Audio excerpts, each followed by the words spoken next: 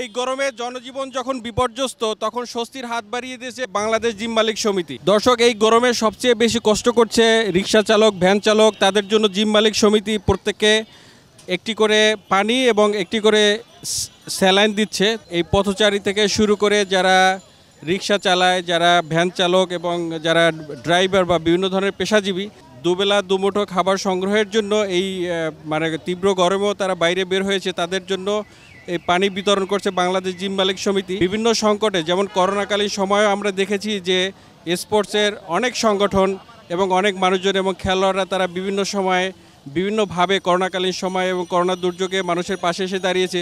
ঠিক এই দুর্যোগকালীন সময়েও, অর্থাৎ এই তীব্র তাপ প্রবাহেও মানুষের পাশে দাঁড়িয়েছে বাংলাদেশ জিম মালিক সমিতি।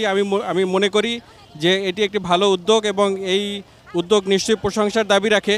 দর্শক, আমার সাথে আছে জিম মালিক সমিতির সভাপতি আমাদের ইলিয়াস ভাই। আমি একটু তার সাথে একটু কথা বলতে চাই যে ভাই, আপনি যে এই উদ্যোগটি নিয়েছেন এটি অবশ্যই অনেক মহৎ উদ্যোগ আমি মনে করি। কারণ এই সময়টাতে তীব্র গরমে সবাই যে পরিমাণ কষ্ট পাচ্ছে, সেই সময়টাতে ঠিক আপনি সবার পাশে এসে দাঁড়িয়েছেন। মানে কেন মনে হলো যে আপনি এই সময় মানুষের মাঝে পানি এবং স্যালাইন বিতরণ করবেন? আমার মনে হয়েছে, আমি একদিন রিক্সা উঠছিলাম আপনার ওয়ারির থেকে আমি আমার জিম পর্যন্ত আসার জন্য আমি এক রিক্সায় উঠছিলাম। ওঠার পরে এক রিক্সা চালক মুরব্বি ছিল, তো ওনার অবস্থা খুবই খারাপ ছিল। জিজ্ঞাসা করলাম, আঙ্কেল আপনার অবস্থা কেন? বাবা, আমাকে যদি এক গ্লাস পানি খাওয়াইতেন তাহলে আমার আত্মাটা শান্তি পাইতো। আমি তা কি বলেন? পরে আমি তাহলে রিক্সাটা থামান। ওনা থামায় এক গ্লাস পানি খাইলো। খাওয়ার পরে ওনা বলতেছি, আল্লাহ আমার আত্মাটা শান্তি দিল। পরে আমি উদ্যোগ নিলাম কি, মানে রিক্সা চালক, ভ্যান চালক, পথচালক ভাইদেরকে এত কষ্ট এত গরমের মধ্যে আছে, তাইলে আমি এক কাজ করি, আমি টাকা পয়সাতে কী করব। তো আমি সকলের সহযোগিতা নিয়ে আমি এই কাজটা চালিয়ে যাই যতদিন পর্যন্ত গরমটা আছে। কতদিন ধরে আপনি এই কাজটি করছেন? টোটাল 4000 লোককে দিচ্ছি আপনার আজকে 5 দিন যাবত।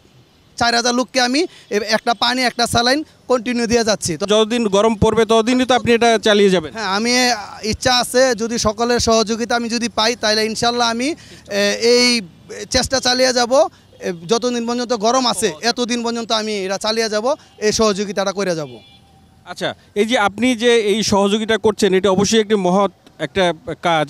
তো আমি মনে করি যে আপনি যে কাজটি করছেন এরকম সমাজের অন্যান্য মানুষজনও কি এগিয়ে আসছে, আপনি কি মনে করেন? হ্যাঁ, আমাদের দেখা দেখি অনেকে আসছে, ঠিক আছে, অনেক কোম্পানিও আসছে। আমি সবাইকে আবেদন করব, সবাই যেমন এই আমার মতো সবাইকে পথচারীদেরকে যেমন এই সহযোগিতাটা করে। আপনি তো জিম মালিক সমিতির সভাপতি, এটা কি জিম মালিক সমিতির পক্ষ থেকে হচ্ছে নাকি আপনার ব্যক্তিগত পক্ষ থেকে আপনি কাজটি করছেন? জিম মালিক সমিতির থেকেও আসছে, আমাদের জিমের মেম্বারদের কাছ থেকেও আসছে, আবার আমার ভাই, চাচতো ভাই, অনেক বন্ধু বান্ধব যারা আছে সবাই আমাকে সহযোগিতা করছে। আমাকে বলছে তুমি এই জিনিসটা চালিয়ে যাও, আমরা যতটুকু পারি তোমাদেরকে সহযোগিতা করব। তো ওদের কাছ থেকে আমি এই সহযোগিতাটা পাওয়ার কারণে আমি এটা চালিয়ে যাচ্ছি। আচ্ছা দর্শক, আপনারা জানলেন যে আসলে এখানে জিম মালিক সমিতি যেমন কাজ করছে তেমনি জিম মালিক সমিতির যারা সদস্য রয়েছে তারা কাজ করছে। একই সাথে যারা জিম মালিক রয়েছে তারাও আসলে এই যে উদ্যোগটি নিয়েছে এই উদ্যোগটির সাথে সম্পৃক্ত রয়েছে।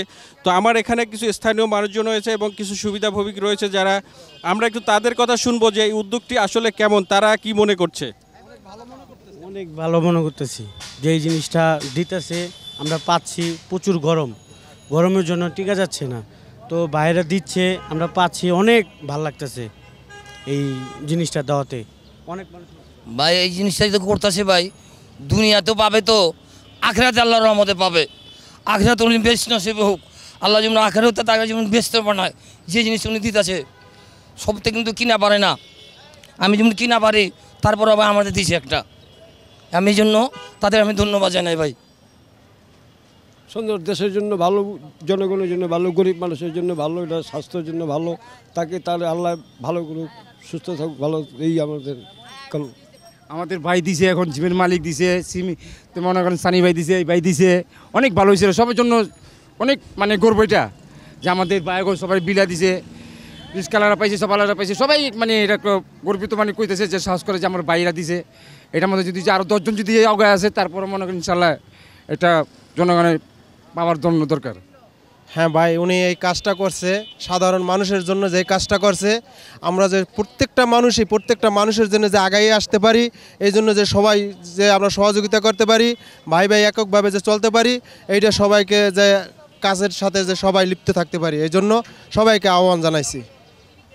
ইলিয়াস ভাইয়ের সাথে আরও 2-1 জন মানুষ আছে যারা তাকে একেবারে সাথে থেকে সহযোগিতা করছে। অবশ্যই একটি মহৎ উদ্যোগ এবং একটা জিনিস আপনারা জানবেন, পেপার পত্রিকায় দেখবেন 76 বছর ইতিহাসে বাংলাদেশের ঢাকা শহরে সর্বোচ্চ তাপপ্রবাহ প্রবাহিত হচ্ছে আজকে আমাদের ঢাকার মধ্য দিয়ে।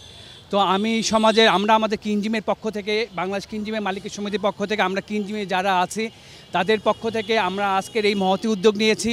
আমি আশা করব সমাজে যারা বিত্তমান যারা আছে তারা যেন আজকে রাজপথে নেমে এই তাপপ্রবাহকে সাধারণ জনগণ যারা আছে, রিক্সা চালক, ভ্যান চালক, তাদেরকে যেন সহযোগিতা করে একটু পানি জানি তাদের হাতে তুলে দিয়ে তাদের জীবন রক্ষার জন্য এগিয়ে আসে। ধন্যবাদ।